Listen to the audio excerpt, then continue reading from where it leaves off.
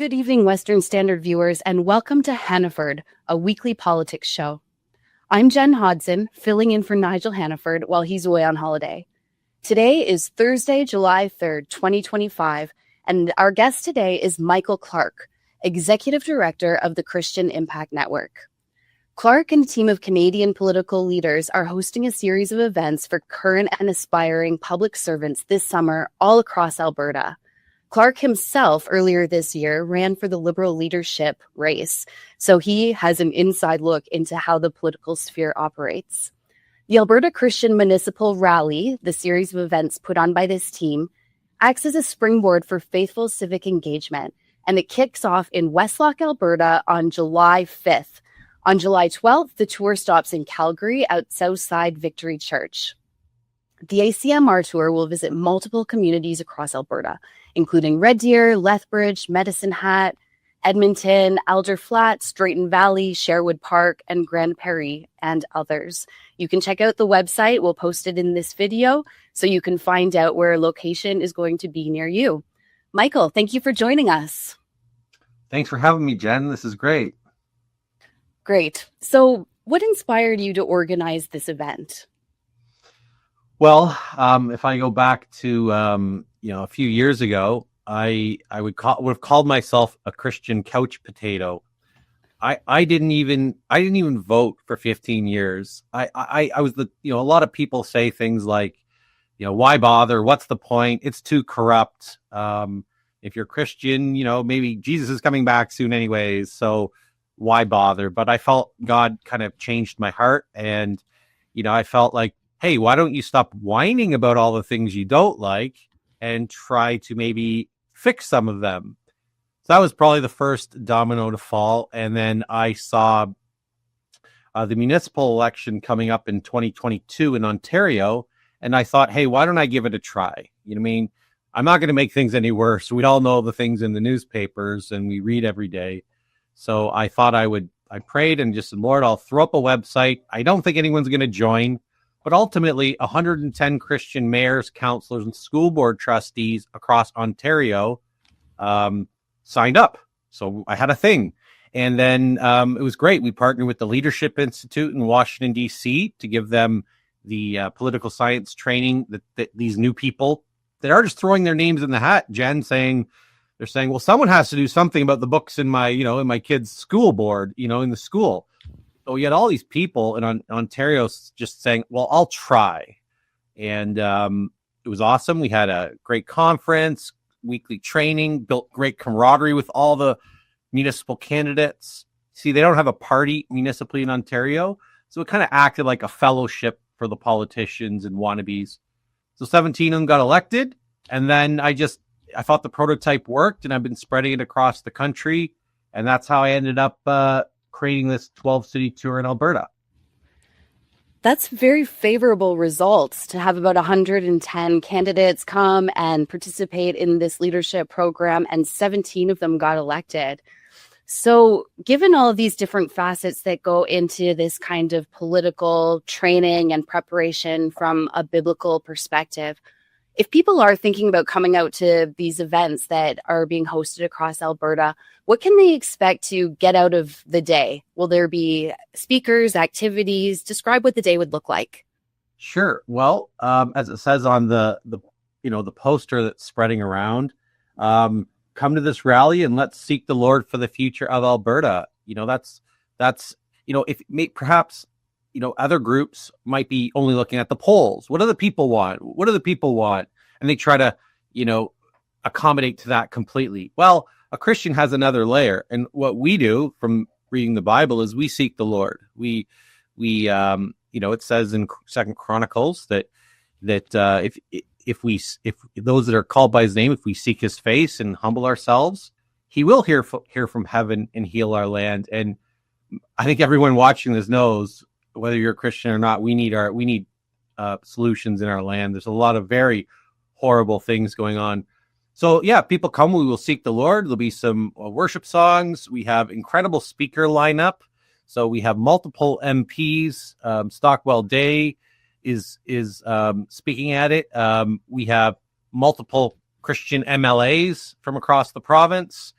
and many mayors, councilors, and school board trustees that are people of faith that will be sharing at these events, and we'll be praying for the candidates. We'll be introducing the candidates that are running locally, and giving an opportunity for the people to connect with potential candidates that line up with their values.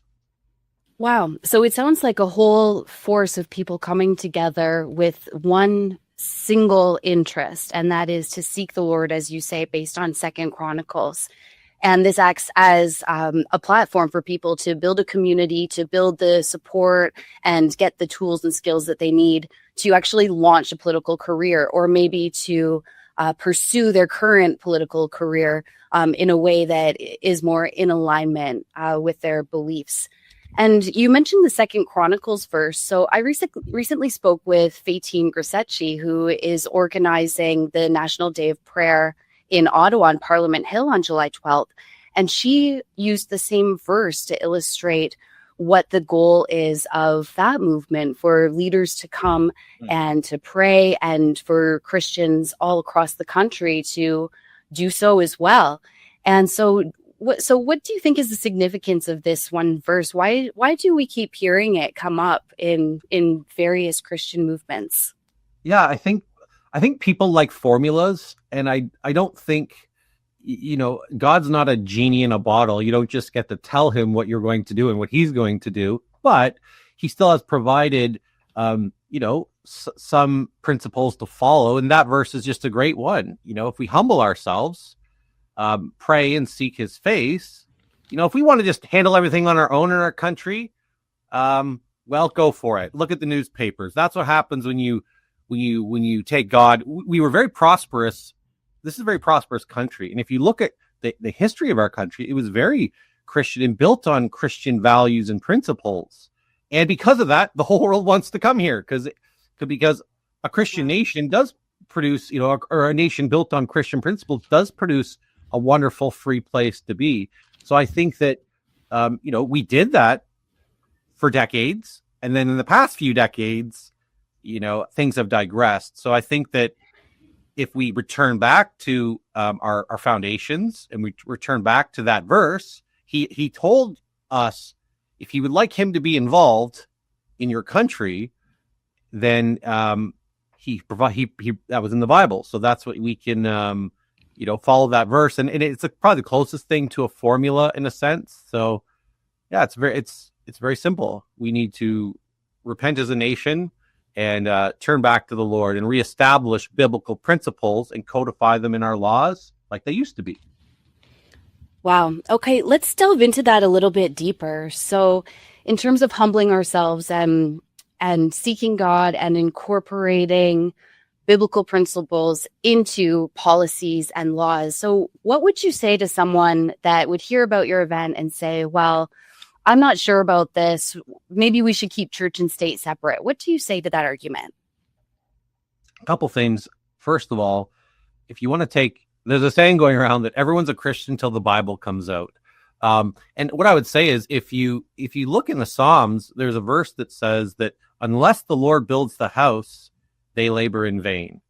So I know that this idea of separation of church and state, first of all, it was a Christian idea originally, and I'm not an academic or a theologian or a master's of divinity, so I don't know the complete history, but it's evolved into something that it never was supposed to be. It doesn't mean, don't bring any of your values that you've gotten from your faith into the legal sphere or the legislation. That's not what it means. It's not, oh, well, if you are a person of faith, you can't be involved in politics. So I think there's just the wheels have fallen off the bus on that argument, and it's actually, we do need a return. We across this country, we need tens of thousands of people to come in and fight what the bad guys are doing. You can't just sit on your couch and whine, about everything you don't like, and as I call it, be a Christian couch potato.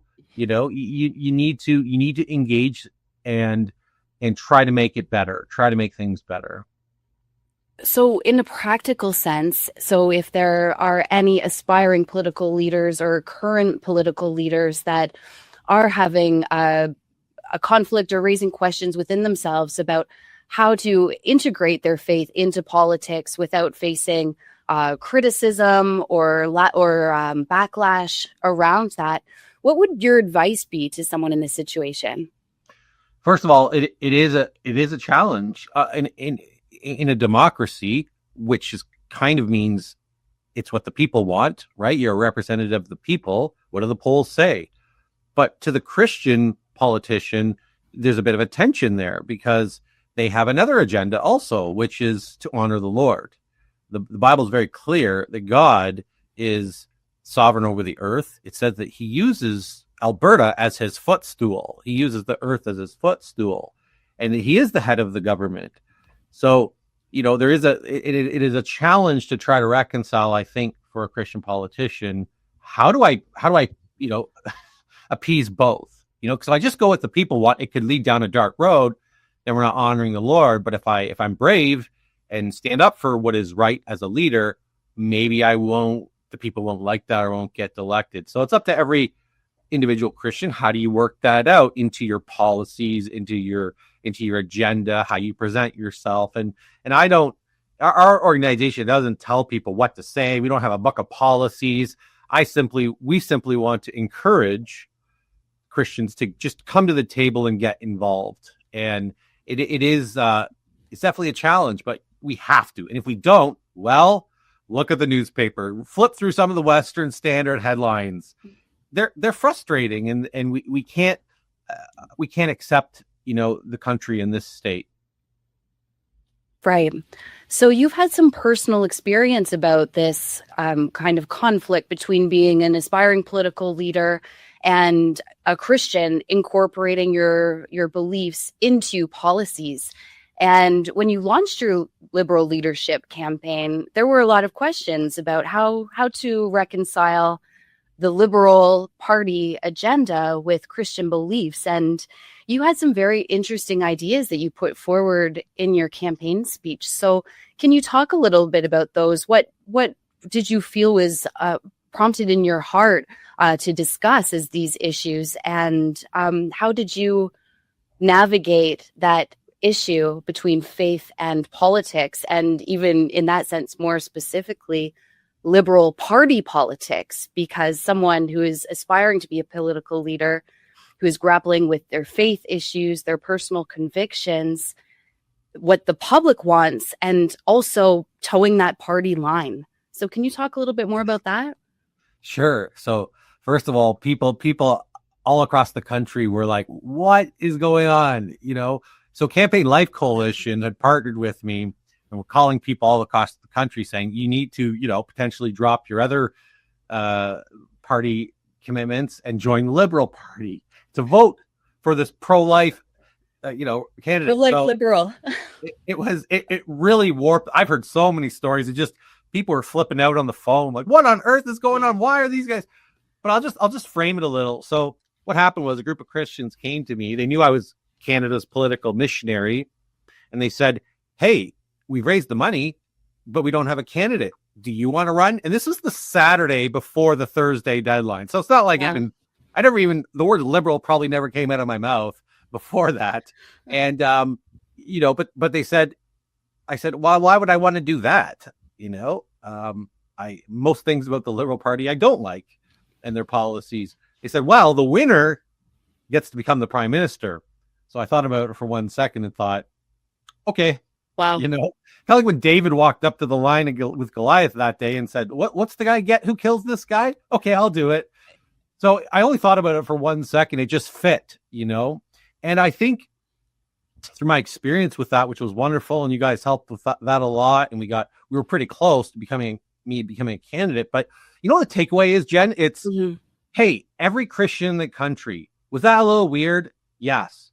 But why not? Like, try something, do something out of your box, get off, your couch, stop watching TV and everyone else and complaining or, oh, they're doing a good job. Why don't you, Christian, as they say in the Bible, gird up your loins and try something. I don't even care.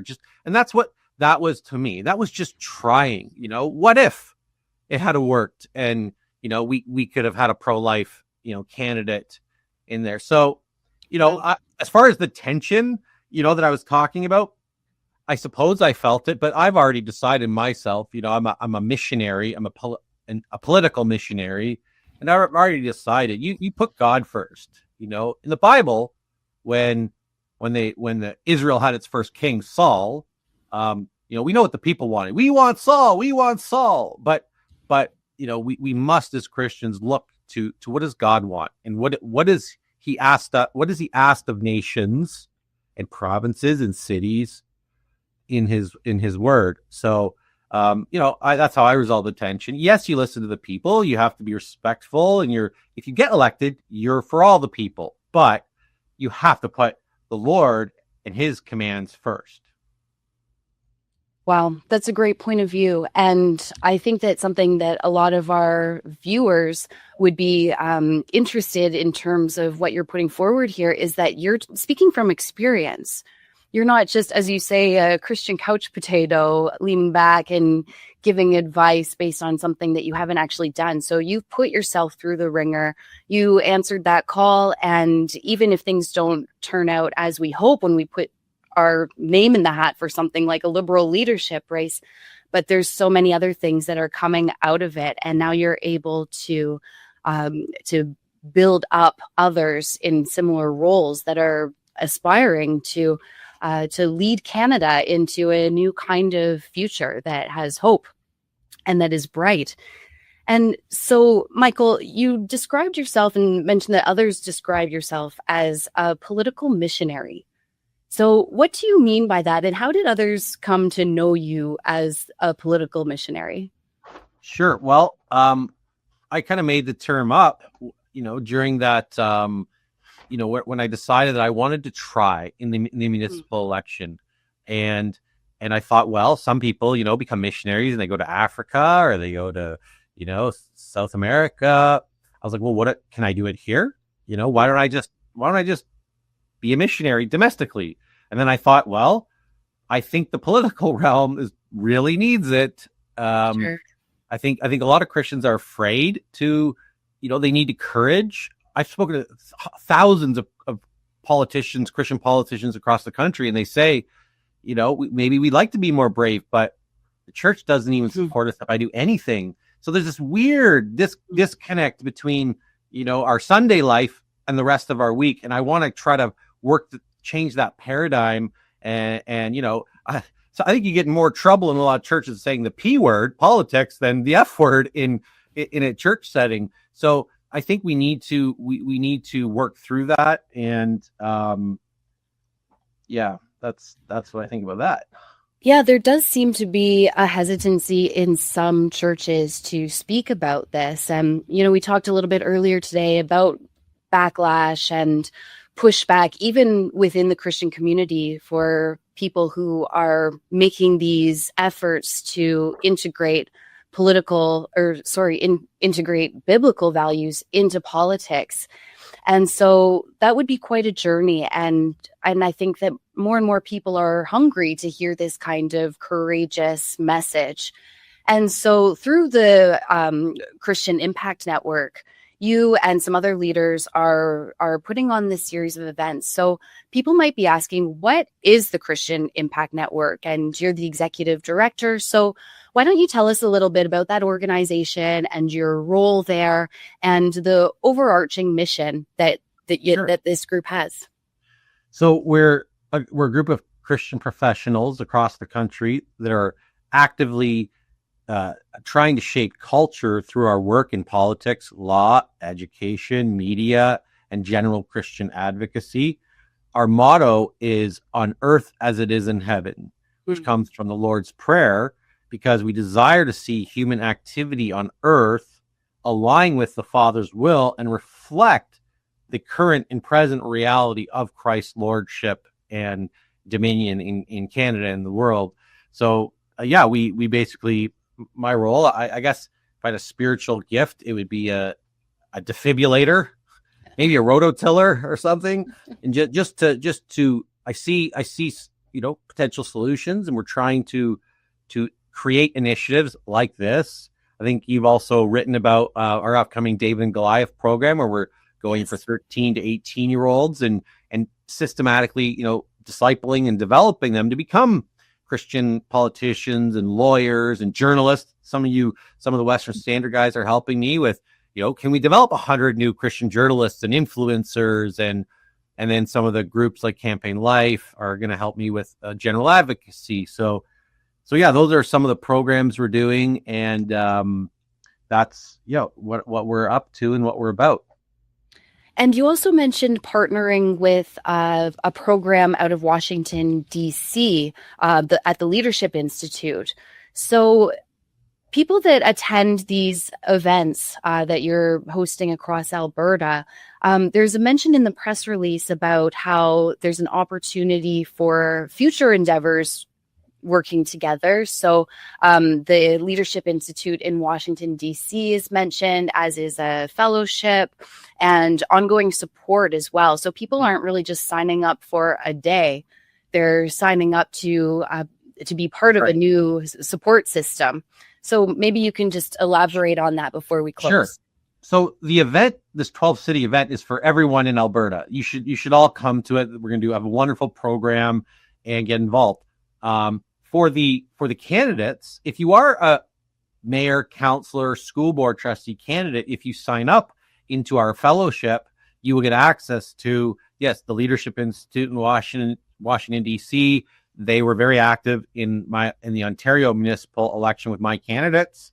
And so basically the candidate, and then we have you get connected to all the other Christians running in the province at different levels and across the country. So it's a pretty interesting group. And, if you want to come to the event, go on the website and register, christianimpactnetwork.com. You can register for one of the 12 city events. All the information's on the website, what time, where's the location. And then for the candidates, there's an application they can sign up to if they want to speak at the event. They're welcome to if they're a Christian candidate and they've signed up with us. So, yeah, and if there's any other churches, they're like, hey, why didn't you stop in our city? I'd say, hey, then email us and we'll fit it in, because we do have some more space at the end of the trip. Great. Yeah. And so as I understand it, different speakers will be at different stops during the tour? That's right. Okay. So I what I'm trying to do is I've got some members of parliament, some MLAs, some organizations like John Hilton O'Brien and Cam Wilson, and I'm probably forgetting there's a whole bunch of people that have agreed to come. Sure. So some of them will be able to come to some of the locations, and then some of them are recording videos. Fatine, you mentioned, I spoke with her. She's sending in a video. And the last thing I say about that, maybe she said this on your show, she was approximately 300 votes short to win in the province of New Brunswick in her provincial run. And it's like, guys, that's one church. If you had got out and pushed, so don't complain later when you don't like the laws and you don't like, whatever your thing is, drag queens and libraries or something. If that bothers you, did you even help? The Christians stuck their neck out to try to stop that. So, yeah. Wow, that's such an interesting perspective. So anyone who is interested to learn more can find the poster to this event and series of events included in this link. And we'll also link to the website so people can go and click around, find out more about the Christian Impact Network and the other organizations that Michael is working with. So Michael, thank you so much for joining us today and for telling us more about this series of events that you're hosting. And we look forward to hearing more about it. Thank you. Thank you, Michael. Having on, and can't wait to see all you guys. Tell everyone hi at the office, and see you guys soon. Absolutely. We'll see you soon. And thank you, Western Standard viewers, for joining us for the Hannaford Show. Nigel Hannaford will be back soon, and I appreciate you bearing with me while I am the one in the chair today. Thank you and good evening.